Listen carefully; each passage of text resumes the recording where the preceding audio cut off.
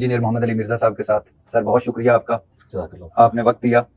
آج سر وہ باتیں کرنی ہیں کہ جو جس سے محبت, اتحاد, یگانگت یعنی اکٹھ کا تاثر ہو. انشاءاللہ. آپ اکثر اپنے وہ پوڈ کاسٹ میں کہتے ہیں میٹھی میٹھی باتیں سننی ہے تو مولانا طارق جمیل صاحب سے سن لیں. تو آج آپ 2 in 1 کام کریں سر, انجینئر محمد علی مرزا صاحب اور طارق جمیل صاحب.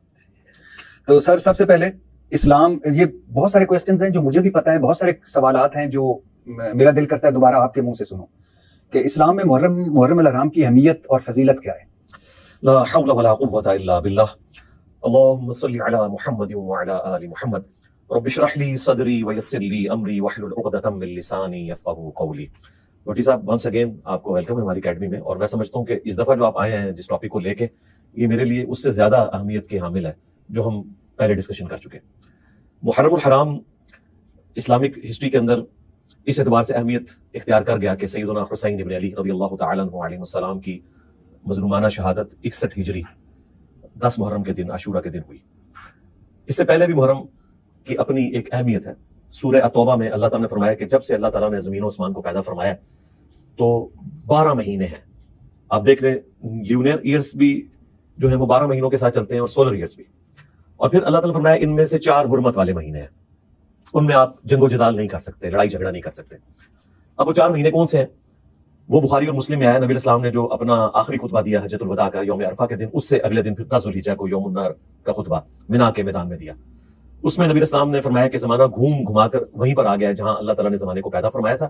جو مشرکین عرب مہینوں کو آگے پیچھے کر دیتے تھے جنگیں لڑنے کے لیے, اب وہ اتنی دفعہ آئٹریشنز پرفارم ہوئی ہیں کہ وہ مہینے اپنی جگہ پر آ گئے ہیں.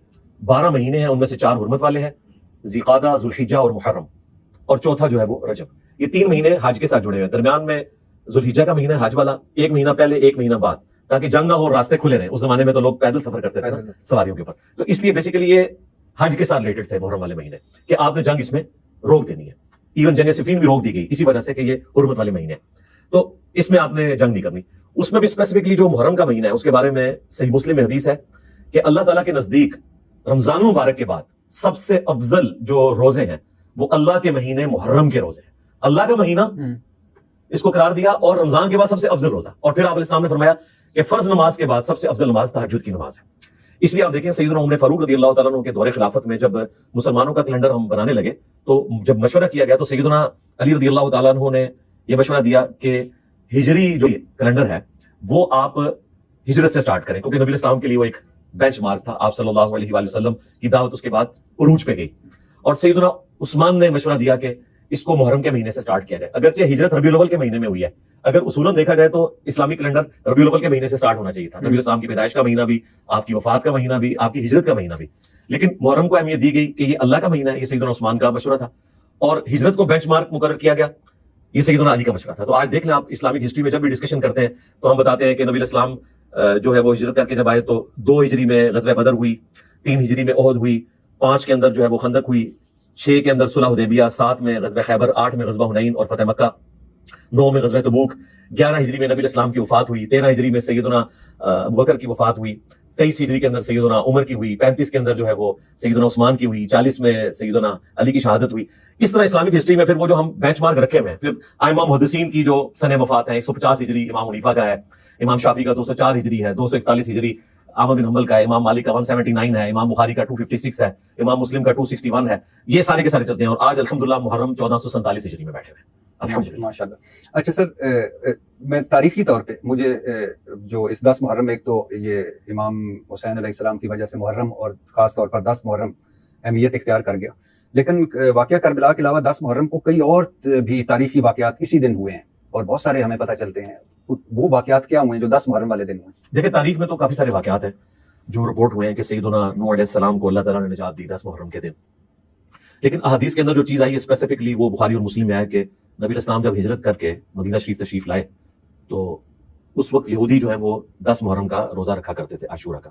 آپ علیہ السلام نے پوچھا کیوں رکھتے ہو, تو انہوں نے کہا اس دن اللہ تعالیٰ نے فرعون کو غرق کیا تو موسیٰ علیہ السلام نے شکرانے کے طور پر 10 محرم کا روزہ رکھا تھا, تو ہم اسی یاد کو تازہ کرتے ہیں. تو آپ علیہ السلام نے فرمایا کہ ہم زیادہ حقدار ہیں موسیٰ علیہ السلام کی پیروی کرنے کے, تو آپ نے صحابہ کرام کو مشورہ دیا کہ تم بھی 10 محرم کا روزہ رکھا کرو. بخاری مسلم میں بس اتنی حدیث ہے. مسلم شریف میں آتا ہے کہ صحابہ کرام نے عرض کیا کہ آپ علیہ السلام تو ہمیں یہود و نصارہ کی مشابہت سے منع فرماتے ہیں, تو 10 کی اگر ڈیٹ کامن ہو جائے گی تو یہ تو مشابہت ہو جائے گی. تو آپ نے فرمایا کہ پھر اگلے سال میں زندہ رہا تو میں 9 کا بھی روزہ رکھوں گا, لیکن اگلے سال آپ وفات پا گئے. اب الٹیمیٹلی اس وقت امت کا عقیدہ یہ ہے کہ آپ نے 2 روزے رکھنے ہیں, 9 اور 10 کا.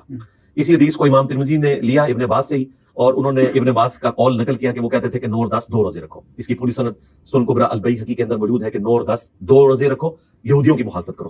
ایک کمزور روایت ہے مسند احمد میں کہ 10 سے پہلے ایک روزہ ملا لو یا 10 کے بعد ایک روزہ ملا لو, مخالفت ہو جائے گی. تو یہ بھی اجتہاداً درست ہے. بیسیکلی آپ نے 2 روزے رکھنے.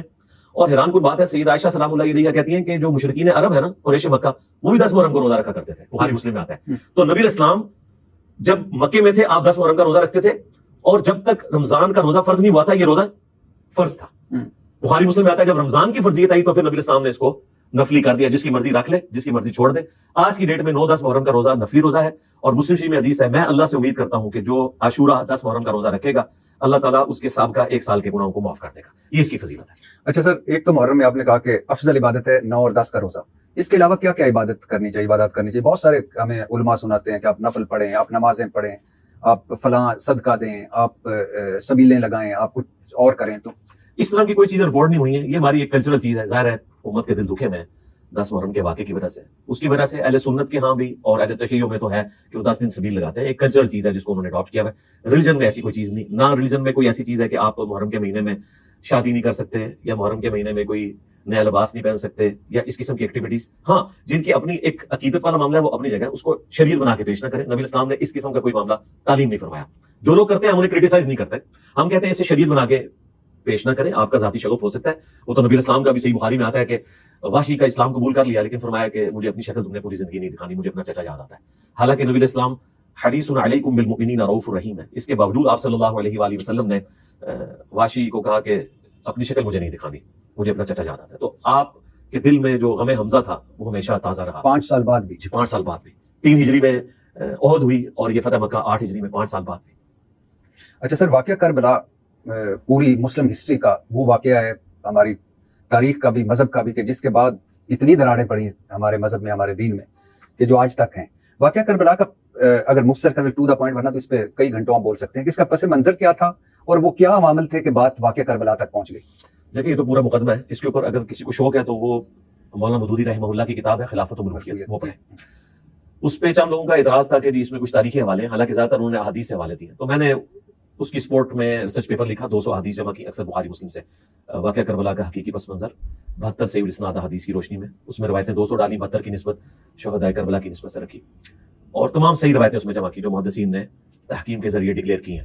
تو وہ مقدمہ خلافت و ملوکیت کو سپورٹ کرتا ہے. بیسیکلی تو اوائل اسلام میں ہی 2 خاندان ایسے تھے جو مکے کے اندر ڈومیننٹ تھے.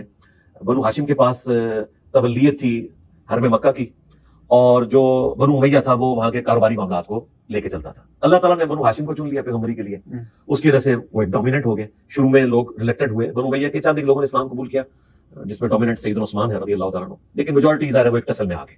وہ تو فتح مکہ کے موقع پر جب اللہ تعالیٰ کی اتنی بڑی غیبی مدد دیکھی تو اس وقت پھر حضرت ابو سفیان رضی اللہ تعالیٰ نے بھی اسلام قبول کر لیا. ان کی وائف جو ہند تھی انہوں نے بھی کیا. یہ ہندا لفظ غلط ہے, لفظ ہند ہے. تو وہ سارا معاملہ تو وقتی طور پہ ظاہر نبوت کی وجہ سے دب گیا, لیکن ظاہر ہے ایک چیز اندر ہی اندر ایک قبائلی تعصب, وہ چیزیں چل رہی تھی. اسلام نے اس کو کسی طریقے سے دبا دیا. وہ پھر شروع میں تو نکلا جب سیدنا ابوبکر صدیق رضی اللہ تعالیٰ عنہ کی خلافت کا موقع آیا, تو اس وقت سیدنا علی کو بھی مشورہ دیا حضرت ابو سفیان نے کہ یہ ایک چھوٹے قبیلے کا بندہ مسلمان خلیفہ چن رہے ہیں بنو تیم سے, اور تم بنو ہاشم ہو, ہم بنو امیہ ہیں, تو ہم ان سے خلافت چھینتے ہیں. تو سیدنا علی نے ایک جملہ بولا, اور یہ کسی کو برا نہ لگے, یہ صرف تاریخ میں رپورٹ نہیں ہوا بلکہ پیر میر علی شاہ صاحب نے باقاعدہ اس کو کوٹ کیا اپنی کتاب تصفیہ ما بین سنی و شیعہ, کتاب ہے ان کی مشہور. وہ سب کے نزدیک ایک ریسپیکٹیبل پرسنالٹی ہے گولڈا شی والے.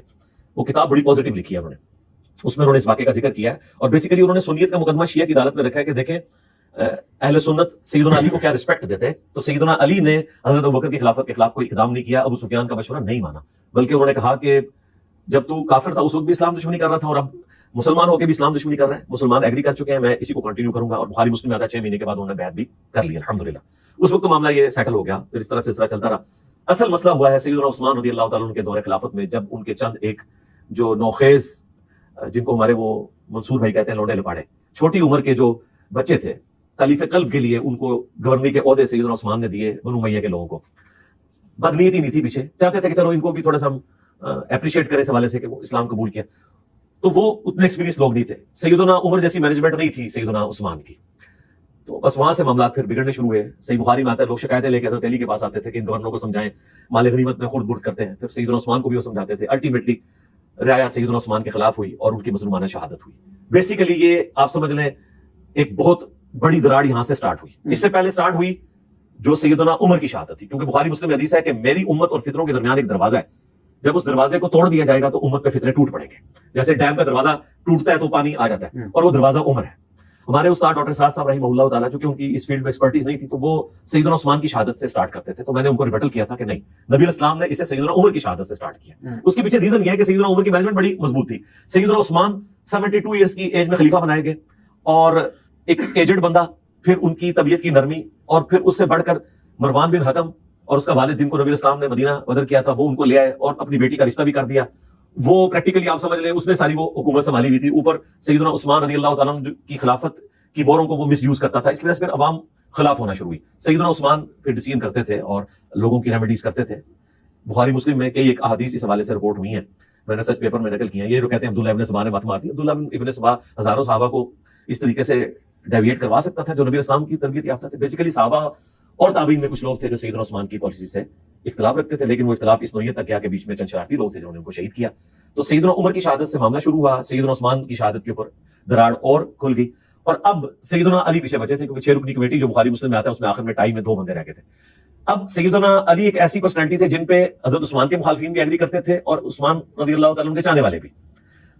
اور انہوں نے کہا کہ آپ خلافت سنبھالیں. انہوں نے کہا میں خلافت سنبھالوں گا تو لوگ قتل عثمان میرے متھے مار دیں گے, تو میں خلافت قبول نہیں کروں گا.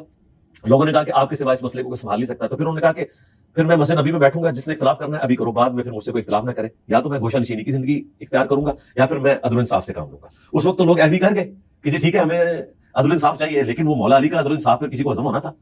تو اس ٹائم تو سب نے بیعت کر لی. سیدنا علی نے پہلا ایگزیکٹو آرڈر یہ جاری کیا کہ عثمان رضی اللہ تعالیٰ عنہ کے سارے گورنر معزول کیے جاتے ہیں, جن کی وجہ سے سیدنا عثمان کی شہادت ہوئی. سارے گورنر معزول ہو کے, سارے خلافت کی ایک اتنی اسٹرینتھ تھی سوائے ایک گورنر کے, حضرت معاویہ رضی اللہ تعالیٰ عنہ, انہوں نے یہ حکم ماننے سے انکار کر دیا, اور اسی کی وجہ سے سیدنا علی کو پھر جنگ صفین لڑنا پڑی, اور یہ سارا معاملہ ہوا.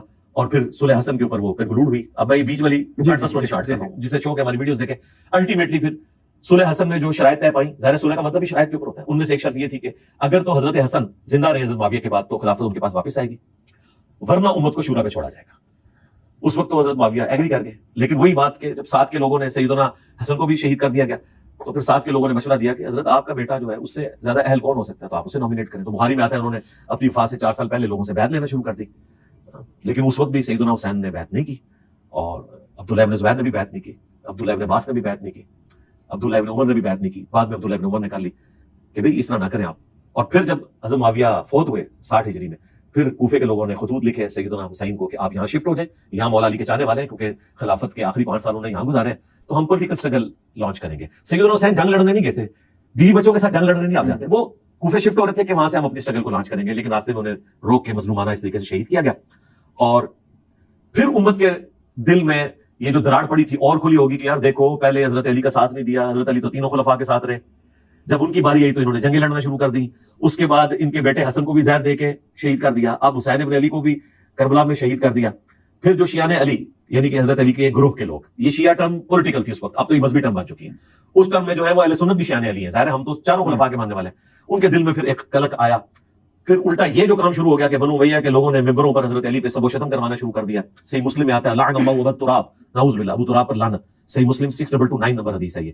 اس قسم کی جب غلیظ الفاظ نکلے تو پھر ذرا نیچے سے ریونج آنا تھا, ٹھیک ہے, اور پھر اس ریونج کا نتیجہ یہ نکلا کہ شیعہ اس ایکسٹریم کو چلے گئے اور اہل سنت اس ایکسٹریم کو چلے گئے. لیکن اللہ کا شکر ہے ایک طبقہ جو اہل سنت منہج کے اوپر تھا وہ ہمیشہ اعتدال پر قائم رہا. اس کا ثبوت یہ ہے کہ جب عمر بن عبدالعزیز 99 ہجری میں خلیفہ بنے اور وہ بنو امیہ سے ہضم نہیں ہوئے, حالانکہ ان کے خلیفہ تھے, حساتی طور پہ بنے, 101 ہجری میں ان کو زہر دے کے قتل کر دیا. 38 سال عمر تھی, میری 47 ایئرز ہے, یعنی مجھ سے بھی وہ آلموسٹ 9-10 سال چھوٹے تھے, تو دنیا سے چلے گئے پوری دنیا کے اوپر اثر چھوڑ کے. انہوں نے آتے ہی بنو امیہ کے سارے حکم ریورس کیے, زمینیں واپس کی. ایون فدق کا جو معاملہ تھا سیدنا ابوبکر کا ڈیسیژن بھی چینج کر کے وہ آل فاطمہ کے حوالے کر دیا اور اسلام کے پہلے مجدد قرار پائے. اسی لیے امام جعفر صادق رضی اللہ تعالیٰ عنہ کہا کرتے تھے کہ اس امت میں اگر مہدی کے مرتبے کو کوئی شخص پہنچ سکتا ہے تو وہ عمر بن عبدالعزیز ہے. اتنی ان کی رسپیکٹ, وہ پہلے اسلام کے مجدد ہیں, وہ ابو داؤد میں حدیث ہے صدی کے کنارے پہ مجدد آئے گا. تو 99 ہجری میں بنے, 101 ہجری میں ان کو شہید کیا گیا. انہوں نے آ کے اہل سنت کا قبلہ بالکل درست کر دیا. سیدنا علی پہ 60 سال سے جو سب و شتم تھا وہ ختم کروایا, وہ پھر دوبارہ نہیں ہو سکا. اللہ کا شکر ہے उमर बिन अब्दुल अजीज वो वाहिद मुजद्दिद है जिन्हें सुन्नी और शिया दोनों पहली सदी का मुजद्दिद मानते हैं। ये एक मुजद्दिद है जिसपे उम्मत मुत्तफिक है और आखिरी मुजद्दिद इमाम महदी होंगे। बीच में इख्तलाफ है, सुन्नियों के अंदर भी इख्तलाफ है, लेकिन पहला और आखिरी सबके दरमियान जो है एग्रीड अपॉन है। ये मैंने आपको सारी हिस्ट्री इसलिए बताई कि अल्लाह का शुक्र है अहले सुन्नत को मैं बेहतर इसलिए समझता हूं कि उन्होंने गुलूफ का रास्ता इख्तियार नहीं किया, इस एतबार से कि उन्होंने अहले बैत के साथ बुग़्ज़ का इजहार नहीं किया अहले सुन्नत के मुहद्दिसीन ने।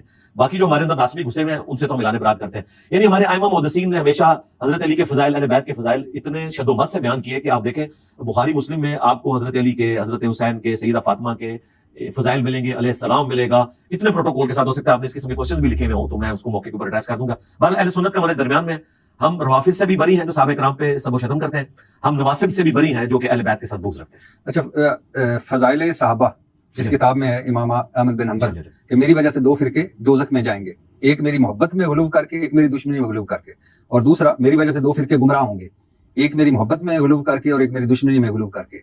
ये मतलब है दोनों एक्सट्रीम्स जो हैं। जी जी, और ये देखें ये रवायत वो है जो कॉमन है सुन्नी और शिया के यहाँ, सिर्फ अहले सुन्नत के यहाँ नहीं है। ये नहजुल बलागा जो मौला अली अलैहिस्सलाम के खुतबात हैं उनमें खवारिज को जो उन्होंने खुतबा दिया ना उसमें ये अल्फाज है कि मेरी वजह से। अच्छा, मेरी वजह से मुराद ये नहीं कि हजरत अली उसकी वजह है, नाउज़ बिल्लाह। ये सेम अल्फाज जो है मिशकात में, मुस्नद अहमद में नबी अलैहिस्सलाम ने ईसा इब्न मरियम के लिए इस्तेमाल किए और मौला अली से फरमाया, चूंकि उस रवायत की सनद में कलाम है इसलिए उसको ज्यादा पेश नहीं किया जाता, वरना वो फिट इन बैठती है।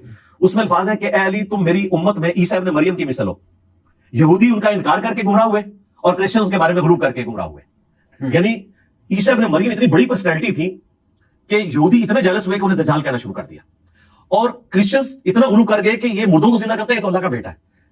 इस उम्मत में इस लेवल की अगर कोई पर्सनैलिटी थी ना जिसकी इतनी शानें थी, वो मौला अली हो सकते थे, जिनके बारे में बुखारी मुस्लिम में हदीस के अली की मेरे साथ वही निस्बत है जो हारून की मूसा के साथ, मगर मेरे बाद कोई नबी नहीं। यानी मेरे बाद अगर कोई नबी होता तो अली होता। जिस तरह मूसा अलैहिस्सलाम के साथ एक पैगंबर सपोर्टिव था हारून, इस तरह का मेरे साथ भी एक बंदा सपोर्टिव है, वो अली है। अब मुझे बताएं हजरत अली का जो मर्तबा था वो डिजर्व करता था कि लोग उनके लिए गुरूब करते हैं, इन्वर्टेड कॉमर्स, मैं समझाने के लिए बात कर रहा हूं। तो आपने फरमाया तुम ईसा इब्न मरियम की मिसल हो, यानी ईसा इब्न मरियम का कसूर नहीं है, ये मेरी वजह से हम कहते हैं। इसको मैं ना जरा ज्यादा अखलाकी अंदाज से पेश करता हूं। मुझे बुनियाद बनाकर दो फिरके गुमराह हो जाएंगे और दो जहन्नम में चले जाएंगे। एक मेरी मोहब्बत में गुरूब करके, यानी कि राफिदी अली अल्लाह कह रहे हैं, आज नुसैरिया शाम के अंदर अली अल्लाह कहते हैं। दूसरे नासबी और खारजी जिन्होंने हजरत अली को जमाने में काफिर कहा और आज वो बनु मैया की चाकरी करते हुए हजरत अली रज़ियल्लाहु ताला अन्हु और उनके बेटे हुसैन इब्न अली के बारे में गलत अल्फाज इस्तेमाल करते हैं। वैसे तो कहते हैं हम इतराम करते हैं, लेकिन हुसैन को बागी कहते थे। ये सही मुस्लिम में हदीस 240, अली से मोहब्बत नहीं रखेगा अली अलैहिस्सलाम मगर मोमन, अली अलैहिस्सलाम से बुग़्ज़ नहीं रखेगा मगर मुनाफिक। इससे बड़ी और इससे बड़ी कोई चीज नहीं है। और देखें कितनी हैरान कुन बात है कि ये हदीस स्पेसिफिकली दो बंदों के बारे में, एक सैयदना अली और दूसरे सैयदना अबू हुरैरा। और कितनी हैरान कुन बात है, हजरत अबू हुरैरा के बारे में नबी इस्लाम ने फरमाया कि अबू हुरैरा उसकी मां से सिर्फ मुमिन ही मोहब्बत रखेगा। अच्छा, आज देखें जो लोग हजरत अबू हुरैरा रज़ियल्लाहु ताला अन्हु से बुग़्ज़ रखते हैं ना, उन्हें भी जरा इस हवाले से गौर व तफक्कुर करना चाहिए। मैं मुहर्रम में उस तरह की सख्त बात करना नहीं चाहता, मैं भी आपसे दरखास्त करता हूं। उनके लिए सिर्फ मैं ये बताऊंगा कि अहले बैत की शान में जितनी क्रिटिकल अहादीस है ना उसके रावी हजरत अबू हुरैरा है, उनके बारे में बुग़्ज़ ना रखें। हजरत अबू हुरैरा रज़ियल्लाहु ताला अन्हु ने इस हदीस को रवायत किया है अल मुस्तदरक अल हाकिम में, मुस्नद अहमद के अंदर, बाकी किताबों में, कि जिसने हसन हुसैन से बुग़्ज़ रखा उसने मुझसे बुग़्ज़ रखा, नबी इस्लाम ने फरमाया। फिर अल मुस्तदरक अल हाकिम में और मुस्नद अबी याला में ये हदीस मौजूद है। अबू हुरैरा कहते हैं रज़ियल्लाहु ताला अन्हु, नबी इस्लाम ने अपनी वफात से चंद दिन पहले एक ख्वाब देखा कि बनु हकम, बनु उमैया के बंदर मेरे मिंबर पर उछल कूद रहे हैं। फिर आप वफात तक मुस्कुराए नहीं है, इस गम में कि आपके मिंबर के ऊपर बनु उमैया के बंदर बाद में मुसल्लत होंगे। इस हदीस को भी हजरत अबू हुरैरा रवायत कर रहे हैं। फिर बुखारी में वो हदीस कि मुझे नबी इस्लाम ने उन लोंडों के, उन लड़कों के नाम भी बताए हैं, उनके माँ बाप के नाम, जिनके हाथों उम्मत की तबाही होने वाली है, और उस हदीस में मौजूद है कि वो बनु उमैया की तरफ इशारा करते थे। तो हजरत अबू हुरैरा आशिक अहले बैत थे। अब आगे मौला अली की तरफ, उनके तो क्या कहने। मौला अली के बारे में भी हदीस है कि अली से मोहब्बत नहीं रखेगा मगर मुमिन, अली से बुग़्ज़ नहीं रखेगा मगर मुनाफिक। ये हदीस आपको हजरत अबू बकर, हजरत उमर, उस्मान के बारे में नहीं मिलेगी। हालांकि हमारा अकीदा इज्तिहाद उनके बारे में भी यही है, क्योंकि नबी इस्लाम को पता था कि हजरत अली कंट्रोवर्शियल बनेंगे, लिहाजा मैं इसको क्लैरिफाई करता हूं कि इनके बारे में तुमने एहतियात से काम लेना है। दूसरे जो कंट्रोवर्शियल कम्युनिटी के तौर पे बने वो अंसारे मदीना थे। वो बुखारी मुस्लिम में आता है कि अंसारे मदीना से मोहब्बत नहीं रखेगा मगर मुमिन, अंसारे मदीना से बुग़्ज़ नहीं रखेगा मगर मुनाफिक। और हैरान कुन बात है, अंसारे मदीना सारे के सारे शियाने अली थे। इवन जब हजरत अबू बकर की बैत हुई है ना, तो इन्होंने भी बैत नहीं की थी हजरत अबू बकर की। क्यों? वो साथ है हजरत अली के, वो चाहते थे हजरत अली खलीफा बने। जब हजरत अली ने बैत की तो जो लोग बच गए थे उन्होंने भी बैत कर ली। फिर हजरत हुसैन अलैहिस्सलाम जब शहीद हुए तो अंसारे मदीना ने सबसे पहले बैत तोड़ी थी। तो अंसारे मदीना हमेशा शियाने अली रहे और नबी इस्लाम ने उनके बारे में फरमाया, बुखारी मुस्लिम में हदीस है, अंसार में अपनी वफात के बाद बारिश के कतरों की तरह तुम्हारे ऊपर फितने गिरते हुए देख रहा हूं। میرے بعد صبر کرنا یہاں تک کہ حوض کوثر پہ مجھے آ کے ملنا، میرے بعد اور لوگوں کو تم پر ترجیح دی جائے گی، حالانکہ تم نے اسلام کو مضبوطی دی لیکن ترجیح اور لوگوں کو دی جائے گی، تم نے صبر کرنا ہے، حوض کوثر پہ مجھے آ کے ملنا ہے، وہاں پہ انشاءاللہ تعالیٰ اللہ تعالیٰ تمہیں بدلا دے گا۔ اچھا سر، اس سوال جو اگلا میں کرنے لگا ہوں اس پہ بھی آپ گھنٹوں بول سکتے ہیں، لیکن جتنا مختصر کر کے یعنی جی آسان لفظوں میں لوگوں کو بتائیں کہ واقعہ کربلا کا درس کیا ہے، یا واقعہ کربلا کا فلسفہ کیا ہے؟ واقعہ کربلا کا فلسفہ ایک لائن میں یہ ہے کہ آپ نے یہ نہیں دیکھنا کہ پاپولر کون ہے، کس کے ساتھ حکومت ہے، آپ نے سچائی کے ساتھ کھڑے ہونا ہے، چاہے آپ مختصر جماعتی ہیں۔ دیکھیں سیدنا حسن ابن علی کی صلح کے بعد شیعہ علی کے اوپر ظلم ہوئے، حجر ابن عدی کو قتل کیا گیا، اس سرزمین میں قتل کیا گیا جو حضرت عمر کے دور میں انہوں نے فتح کی ہوئی تھی، اور ڈیمانڈ کی گئی کہ یا تو حضرت علی پہ لعنت کرو ادروائز یہاں پہ تمہاری قبر کھودے گی۔ انہوں نے کہا پوری زندگی علی سے عشق کیا ہے، موت سامنے دیکھ کے میں جو ہے وہ ان پہ لعنت کروں اور مجھے میرے خون آلود کپڑوں میں دفنانا؟ میں پولیس رات پہ اسی طریقے سے حاکم وقت کے ساتھ، یہ میں آپ کے کیمرے کی پالیسی کی وجہ سے کہہ رہا ہوں، لوگوں کو پتہ چل جائے گا میں حاکم وقت سے کہہ رہا ہوں، پولیس رات پہ میں اس کا گریبان پکڑوں گا۔ تو اس طرح لوگ شہید ہوتے رہے، حضرت حسین پوری زندگی دیکھتے رہے، اور پھر حاکم وقت انہوں نے خط بھی لکھا کہ میں اللہ سے ڈرتا ہوں قیامت والے دن اللہ کو کیا منہ دکھاؤں گا کہ جس طریقے سے تو دین کو بدل رہا ہے، کہ اللہ تعالیٰ اگر مجھ سے پوچھے تو میں اپنے بھائی کی صلح کے اوپر قائم ہوں۔ لیکن جب یزید کو نومینیٹ کیا گیا اس کے بعد ان کا کوئی اس طرح کی کوئی چیز باقی نہیں رہی ہے۔ اس وقت تلوار کے زور کی وجہ سے لوگوں نے بیعت کر لی، اور وہ بھی ذرا ایک ایمان کا کمزور درجہ ہے کہ جان بچانے کے لیے صحیح مسلم ہے کہ آپ جو ہے وہ برائی کو دل میں برا جانے، تو یہ کمزور ایمان کا درجہ ہے۔ سب سے افضل ہے ہاتھ سے روکنا، اس کے بعد زبان اور دل میں برا جاننا، یہ تیسرے نمبر پہ۔ اب حسین ابن علی چونکہ خاندان نبوت سے تھے، آپ حیران کن بات دیکھیں، صرف حسین علیہ السلام نے بیعت نہیں کی، عبداللہ ابن زبیر نے نہیں کی، عبداللہ ابن عباس تو بنو ہاشم سے تھے، وہ تو ان کے ساتھ ہی تھے، پوری رعایا نے بیعت کر لی ہے۔ دو بندے یا دو خاندان نہیں کر رہے نا، تو کمپرومائز کرو۔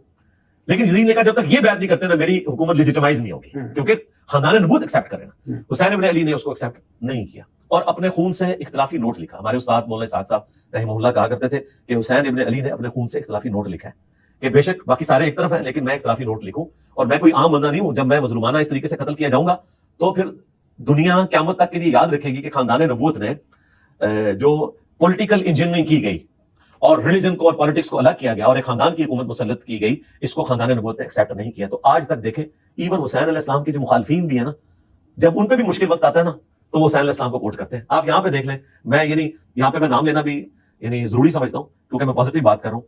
ہمارے جو محبوب لیڈر ہیں مولانا فضل الرحمان صاحب حافظہ اللہ تعالی، جب وہ عمران خان صاحب کے دور میں دھرنا لے کے آئے تو اس وقت انہوں نے کہا یہ حسین علیہ السلام کی سنت ہے یزید کے خلاف کھڑے ہونا، اور انہوں نے اپنے اس دھرنے کو کربلا سے تشبیہ دی اور حاکم وقت کو یزید سے تشبیہ دی اور حسین علیہ السلام استعمال کیا، حالانکہ دیوبندی تو علیہ السلام یوز ہی نہیں کرتے۔ تو جب ان پہ مشکل وقت آتا ہے تو یہ حسین علیہ السلام بھی یوز کرتے ہیں، کربلا کو بھی یوز کرتے ہیں۔ ایون یہ داعش شیعہ کا قتل عام کیا، لیکن ان کے کچھ لوگ میرے پاس بھی آئے، بعد میں ڈکلیئر ہوا کہ یہ وہ لوگ تھے، کہ میں 7-8 سال پرانی بات کر رہا ہوں، ان کے جو اس وقت کے خلیفہ تھے ابوبکر بغدادی صاحب، تو وہ بھی حسین علیہ السلام کی بات کرتے تھے۔ تو حسین علیہ السلام ہمیشہ لوگ کوٹ کرتے ہیں اپنے مقاصد۔ آج کل بھی آپ دیکھتے ہیں پولیٹیکل لیڈرز ایک دوسرے کے لیے جی یہ حسین ہے، یہ یزیدی حکومت ہے، اور جب وہ دوبارہ حکومت میں آئیں گے تو وہ پھر یزید بن جائیں گے، دوسرے پھر حسین بن جائیں گے، وہی یہ سارا سے۔ اس لیے میں کہتا ہوں یار پاکستان کی پالیٹکس سے نا حسین علیہ السلام کو لاتا رکھے۔ میں پروٹیسٹ کرتا ہوں جو بھی اس ٹرم کو یوز کرتے ہیں یزید حسین کی ٹرم نہ یوز کریں، نہ آپ حسین ہیں اور نہ آپ کے مخالفین یزید ہیں، ان سب کے اپنے پولیٹیکل ایجنڈے۔ تو حسین ابن علی نے اختلافی نوٹ لکھا کہ چاہے دنیا ایک طرف کھڑی ہو، آپ نے سچائی کے لیے کھڑے ہونا ہے اور قربانی دینی ہے، یہ ہے شہادت کا فلسفہ۔ اور جو درس ہے کہ اس مشکل وقت میں بھی حسین ابن علی نے نماز نہیں چھوڑی۔ یہاں پہ ہم حسین ابن علی کے لیے آنسو بھی بہا لیں، کالے کپڑے بھی پہن لیں اور ان کے لیے اپنی عقیدت کا اظہار بھی کریں مختلف انداز کے اندر، لیکن جب نماز کی باری آئے تو کوئی کہ جی میرے کپڑے ناپاک ہیں۔ اور یہاں پہ بھی ہم دیکھتے ہیں، مجھے بڑا دکھ ہوتا ہے کہ میں تو اس حق میں ہوں کہ آرگنائز طریقے سے پروٹیسٹ، جلسے جلوس ہونے چاہیے، سڑکوں کے اوپر نہیں، گراؤنڈز کے اندر ہوں تاکہ ٹریفک بلاک نہ ہو، چاہے وہ میلاد کے ہوں محرم کے ہوں۔ لیکن جب نماز کی باری آتی ہے تو میجورٹی لوگ کہتے ہیں ہمارے کپڑے ناپاک ہیں۔ پاک لوگوں کے ماننے والے نماز کے وقت ان کے کپڑے ناپاک ہیں، اس کا مطلب ہے کہ آپ ناپاکی کی حالت میں اس پروٹیسٹ اور جلوس میں حصہ لے رہے ہیں، تو آپ حسین علیہ السلام کی مشن پہ کہاں سے آئے؟ جب ظہرین کا وقت آتا ہے تو سب لوگوں کو نماز پڑھنی چاہیے ظہر اثر وہاں، یہ نہیں ہونا چاہیے۔ ہاں اس طرح میلاد کے جلسوں میں بھی میں خود چونکہ بریلی مکتب سے میرا بلٹ اپ ہوا ہے، وہاں پہ بھی ہم دیکھتے ہیں جیسے وہ زور کی اذان ہوتی ہے جلوس کے اندر 5000 لوگ ہیں اور مسجد میں 50 بھی نہیں ہوتے۔ اہل بیت کون ہے سر؟ اہل بیت علیہ السلام نبی صلی اللہ علیہ وآلہ وسلم کے خون کے رشتے کے لوگ اور آپ کے دودھ کے رشتے کے لوگ ہیں۔ آل علی، آل عقیل، آل جعفر، آل عباس، یہ ہیں اہل البیت جن سے نبی علیہ السلام کا رشتہ کبھی ٹوٹ نہیں سکتا۔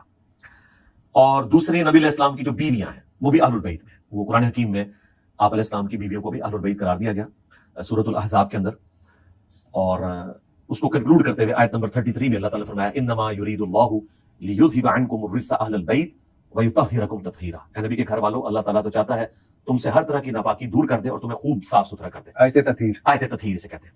یہ 33 نمبر جو آیت تطہیر ہے یہ قرآن کے کانٹیکسٹ میں تو اسپیسیفکلی امہات المومنین کے بارے میں ہے. النبی اولا بالمؤمنین من انفسہم وازواجہ امہاتہم. نبی مومنین کی جانوں پر ان سے بڑھ کر حق رکھتے ہیں اور نبی کی بیویاں امت کی مائیں ہیں, یعنی نبی ہمارے روحانی باپ ہیں. تو یہ تو اسپیسیفکلی امہات المومنین کے بارے میں. قرآن حکیم میں اہل البیت کی ٹرم جو ہے وہ اولاد کے لیے بھی استعمال ہوئی. جب موسیٰ علیہ السلام کی جو سسٹر تھی وہ فرعون کے دربار میں گئی تو انہوں نے کہا میں اہل بیت کو جانتی ہوں جو اس بچے کو دودھ پلائیں گے. تو اہل بیت میں جو اولاد ہوتی ہے یہ مسلمات میں سے ہے, اس کو ذکر نہ بھی کیا جائے. اصل چیز جو مینشن کرنے والی ہے وہ بیوی ہے, کیونکہ بیوی صرف اہل بیت اس وقت تک ہے جب تک کہ وہ عقد میں ہو. جب طلاق دے دی تو رشتہ ختم, لیکن طلاق دینے کے بعد بھی اولاد سے رشتہ ختم نہیں ہوتا جب تک کہ اولاد کافر نہ ہو جائے. اس لیے نبی اسلام کے جو حقیقی اہل بیت ہیں وہ آپ کے دودھ اور خون کے رشتے کے لوگ ہیں. آج کی ڈیٹ میں آپ کی بیویاں بھی حقیقی اہل بیت اس لیے بن گئی کہ قرآن میں ہے کہ اللہ تعالیٰ نے نبی اسلام کے ذریعے آپشن دیا تھا کہ اگر دنیا کا مال چاہتی ہو تو ہمارے نبی تمہیں طلاق دے کے رخصت کرتے تھے, اور اگر اللہ رسول اور آخرت کا گھر چاہتی ہو تو پوری زندگی پھر حضور کے ساتھ غربت میں گزارا کرنا ہے. نبی کی بیویوں نے حضور کو اڈاپٹ کیا. پھر حضور علیہ السلام کو اجازت نہیں تھی کہ آپ کسی بیوی کو طلاق دیں, یعنی قیامت تک کے لیے وہ امت کی مائیں ہیں اور دنیا اور آخرت میں نبی السلام کی بیوی ہے, جنت میں بھی. اس لیے دیکھیں عمار بن یاسر کہتے ہیں صحیح بخاری میں کہ لوگوں اللہ نے تمہیں آزمایا ہے, ایک طرف عائشہ ہے جنگ جمل کے موقع پر جو دنیا اور آخرت میں تمہارے نبی کی بیوی ہیں, احترام کم نہیں ہوا. دوسری طرف علی بن ابی طالب ہے, ان کی اطاعت اللہ کی اطاعت ہے کیونکہ وہ خلیفۃ المسلمین ہے. اللہ دیکھے گا کہ تم عائشہ کی اطاعت کرتے ہو یا اللہ کی اطاعت کرتے ہو, کیونکہ اولو الامر کی اطاعت کرنا ہے. لیکن رسپیکٹ یاد رکھنا وہ دنیا اور آخرت میں تمہارے نبی کی بیوی ہے. اس لیے جنگ جمل جیتنے کے باوجود سیدنا علی نے بڑے احترام کے ساتھ محمد بن ابی بکر جو حضرت علی کے ساتھ تھے اور حضرت عائشہ کے بھائی تھے ان کے ساتھ ان کو احترام سے واپس رخصت کیا, یعنی رسپیکٹ کم نہیں ہونے دی. تو نبی اسلام کی بیویاں اہل البیت ہیں. اسپیسیفکلی جو 5 ہستیاں ہیں جن کے لیے ہم پنج تن پاک کا جو کنسیپٹ آیا امت کے اندر, یہ کہتے ہیں جی پنج تن پاک تو یہ فارسی کی ٹرم ہے, اور بھائی حق چار یار بھی فارسی کی ٹرم ہے. 4 کا چے بھی عربی میں نہیں ہوتا اور پے کے بھی 3 نقطے عربی میں نہیں ہوتا. پنج تن پاک ہم دونوں کو مانتے ہیں. ہاں پنج تن پاک کا کنسیپٹ اسی حدیث کے کانٹیکسٹ میں صحیح مسلم میں ہماری ماں نے حدیث روایت کی ہے, عائشہ سلام علیہا. وہ کہتی ہے نبی اسلام نے کالی چادر اوڑھی ہوئی تھی اور منقش تھی, اس پہ ہنڈیا کی مانند نقش و نگار بنے ہوئے تھے. اتنے میں حسن ابن علی آئے, آپ نے ان کو چادر کے نیچے لیا, پھر حسین ابن علی, پھر مولا علی, پھر سیدہ فاطمہ. اب دیکھیں اس طرح کوئی فیملی کا ہیڈ اپنی فیملی کے ساتھ محبت کا اظہار نہیں کرتا. کبھی ہم نے تو نہیں کیا کہ ہم سارے بچوں کو چادر کے نیچے لیں, اور ہم عائشہ یہ منظر دیکھ رہی ہیں. انہوں نے جیلسی بھی نہیں کی کہ میں بیوی ہوں مجھے بھی لے لیں, آپ نے ان کو نہیں لیا. لیکن حدیث انہوں نے روایت کی, وہ چھپا بھی سکتی تھی نعوذ باللہ, لیکن نہیں چھپایا. پھر نبی اسلام نے آیت تلاوت کی, آیت تطہیر, انما یرید اللہ لیذھب عنکم الرجس اہل البیت ویطہرکم تطہیرا. اے نبی کے گھر والوں, اللہ تعالیٰ تو چاہتا ہے تم سے ہر طرح کی ناپاکی دور کر دے اور تمہیں خوب پاک اور صاف کر دے. اچھا یہ حدیث قصا ہے, چادر والی حدیث, یہ سنی کے ہاں بھی ہے شیعہ کے بھی ہاں. اسی کی وجہ سے پنج تن پاک کا کنسیپٹ آیا, اسی کی وجہ سے کالی چادر بھی ثابت ہوگی, اسی کی وجہ سے کالی کملے والے نعت بھی بنی. لیکن آپ نے کالے کپڑے پہنے ہوئے, اس پہ لوگ اعتراض کریں گے. اس پہ اگر آپ پوچھنا چاہتے ہیں تو مزید بیان کر دیتا ہوں. نہیں, میں نے سنا کہ کالی کملے والے رسول اللہ صلی اللہ علیہ وسلم کی اور کالی چادر, وہ کالی پگڑی بھی پہنا کرتے تھے, جی, اور خانہ کعبہ کا غلاف بھی کالا ہے. اس سے بھی آگے میں آپ کو بتاتا ہوں. دیکھیں صحیح مسلم میں حدیث موجود ہے کہ صحابہ کرام جمعے کے خطبے میں نبی اسلام کو آبزرو کرتے ہیں, کہتے ہیں منظر آج بھی آنکھوں کے سامنے ہے کہ آپ نے کالی پگڑی پہنی ہوئی ہے اور آپ ممبر پہ ہیں. صحیح مسلم میں حدیث ہے کہ جب فتح مکہ ہوا تو کالی پگڑی آپ علیہ السلام نے پہنی ہوئی تھی. صحیح مسلم میں حدیث ہے اسماء بنت ابی بکر نے نبی علیہ السلام کا کالا جبہ کسروانی طیالسی نکالا, پرشین امپائر کا جبہ, جس طرح سندھی اجرک ریڈ ہوتی ہے, پرشین امپائر کا جبہ کالا ہوتا تھا, کسروانی طیالسی جبہ, اور کہا یہ نبی علیہ السلام پہنتے تھے اور اس میں باقاعدہ نقش و نگار بھی بنے ہوئے تھے, گوٹ لگی ہوئی تھی, اور اس کا دھوور ہم مریضوں کو شفا کے لیے پلاتے ہیں. تو کالا جبہ بھی, کالی چادر بھی اور کالی پگڑی بھی ثابت. اور پھر خراسان سے کالے جھنڈے آتے ہوئے دیکھو تو استقبال کرنا, اس میں اللہ کا خلیفہ مہدی ہوگا. یہ حدیث موجود ہے حاکم کے اندر صحیح سند سے. مسند احمد والی روایت کمزور ہے, حاکم کی سند درست ہے. تو نبی اسلام کا جھنڈا بھی کالا, آپ کی چادر بھی, آپ کا کرتا مبارک بھی. باقی جو منسوخ کیا نا کہ جو شیعہ کے یہاں روایتیں ہیں کہ جہنمیوں کا لباس ہے, وہ بالکل جعلی بات ہے. اہل سنت کے یہاں بھی ادھر بھی وہ بالکل جعلی بات ہے. نبی اسلام کی سنت ہے کالا لباس. میں نے تو جان بوجھ کے آج اس لیے نہیں پہنا کہ وہ کالا لباس دے کے کوئی اس طرف نہ دے کہ میں نے پگڑی بھی سفید پہنی. ایک تو میں آپ کے ساتھ جو پچھلی پوڈ کاسٹ تھی اس کا ڈفرنس بھی کرنا چاہتا تھا, دوسرا یہ میسج دینا چاہتا تھا کہ کالے کپڑوں کے بغیر بھی اہل بیت علیہ السلام کا ذکر ہو سکتا ہے. الحمدللہ. تو کالے رنگ سے نفرت نہ کریں, یہ آپ کے نبی اسلام کا پسندیدہ کلر ہے. پگڑی پہننا, جبہ پہننا, چادر لینا. اور اس میں ایک حکمت بھی ہے, جنگوں میں تو ویسے بھی عموماً سفید کلر جلدی میلا ہو جاتا ہے, کالا ذرا زیادہ عرصے کے لیے چلتا ہے, اور پھر اس کا ایک روب بھی ہے, اس میں کوئی شک نہیں. اہل بیت کا آپ نے بتایا سر, فضائل اہل بیت کیا ہے؟ فضائل اہل بیت, فضائل اہل بیت تو ختم ہونے والی ہی نہیں ہے, یہ بھی لمبا شک نہیں ہے. ایک ہم نے آیت تطہیر ڈسکس کی نا, آیت مباہلہ. آیت مباہلہ سورہ آل عمران کی آیت نمبر 61 ہے. جب نجران کے کرسچنز کے ساتھ نبی الاسلام نے ڈسکشن کی, انہیں دعوت دی, صحیح بخاری میں آتا ہے, قرآن پاک میں بھی اس کا ذکر موجود ہے. تو الٹیمیٹلی ان کو یہ اندازہ تو ہو گیا یہ اللہ کے پیغمبر ہے, پھر بھی ایک کہیں پہ کوئی چیز اٹکی ہوئی ہوتی ہے, تو نبی الاسلام کو پھر اللہ تعالیٰ نے حکم دیا کہ آپ ان سے مباہلہ کریں. مباہلہ یہ ہوتا ہے کہ آپ اوپن میدان میں آ جائیں, اپنے بیوی بچوں کو لے کے, قریبی لوگوں کو لے کے, ہم بھی لے کر آئیں گے, پھر اللہ کے حضور دعا کریں گے کہ جو دونوں میں سے جھوٹا ہے اسی وقت اللہ کی لعنت ہو اس پہ. صحیح بخاری میں آتا ہے کہ کرسچنز تیار نہیں ہوئے اس کے لیے, انہوں نے کہا کہ اللہ کے اگر یہ پیغمبر ہوئے تو پھر ہم بچیں گے نہیں, وہ پیچھے ہٹ گئے. لیکن مسلم شریف میں آتا ہے کہ نبی علیہ السلام نے اس موقع کے اوپر بتا دیا کہ میں اپنے کون سے خاص اہل البیت ہیں جنہیں مباہلے کے لیے لے کے جا رہا ہوں. وہ سعد ابن ابی وقاص کہتے ہیں کہ نبی علیہ السلام نے سیدنا علی, حسن, حسین اور فاطمہ کو لیا اور کہا اللہم ہؤلاء اہل بیتی. 6220 نمبر حدیث ہے.